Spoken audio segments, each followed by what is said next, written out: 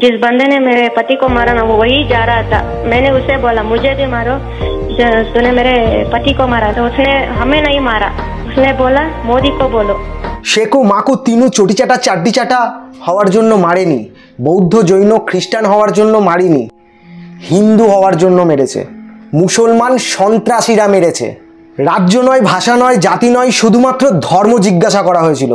ল্যাংটো করে হত্যা করেছে। অনেক মাকু আছে এই ল্যাংটোটাকে আবার বলবে ই বাবা স্ল্যাং ইউজ করলো, উলঙ্গ বলতে পারতো।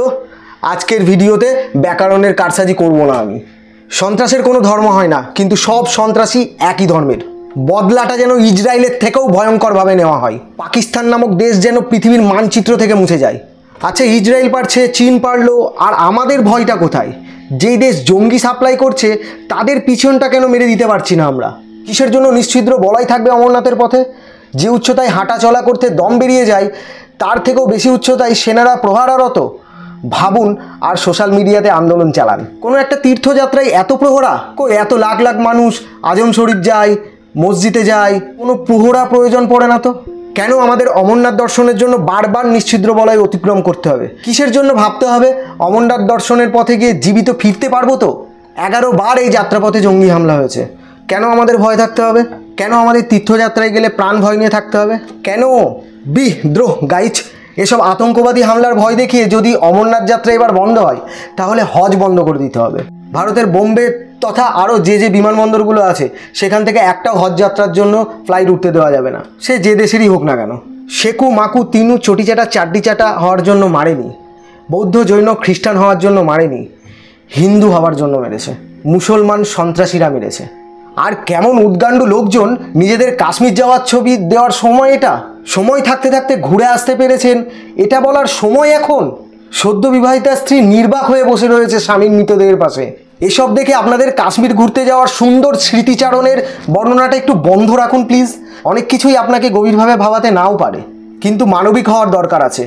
মানুষ হয়েছেন যখন, নাকি ওপরে ম্যানুফ্যাকচারিং হওয়ার সময় শুয়োরের বেন লাগিয়ে দিয়েছিল মাথার পেছনে? ওসব ভোট চাঁদে পাঠিয়ে দিন তো। আমাদের দেশকে আগে সন্ত্রাসমুক্ত করতে হবে, আর সেটা বেছে বেছে করতে হবে। লাইভ পডকাস্টে, মানে যেসব নিউজ চ্যানেলগুলো আছে ইউটিউবে, লাইভ পডকাস্টে কতজন রাষ্ট্রদ্রোহিতার কথা বলে, কতজন। ইভেন পাড়ার চায়ের দোকানও বাদ যায় না সেখানে। মাদ্রাসার পঠন পাঠনের ওপর নজর রাখতে হবে, আরও অনেক কিছুই করা যেতে পারে। আর যাদের পাকিস্তান বাংলাদেশের ওপর ভালোবাসা আছে তাদের প্রপার থেরাপি দিয়ে সেই দেশে পাঠিয়ে দিতে হবে। এবার একটা ভিডিও ছোট্ট করে দেখো। जमा होने का मकसद जो पहले हम हिंदुस्तान के बाशिंदे हैं उसके बाद हम कश्मीरी हैं।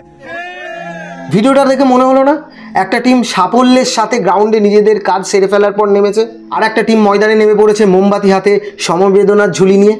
আর একটা বিশেষ টিম আছে, আগামীকাল থেকেই নামবে তারা।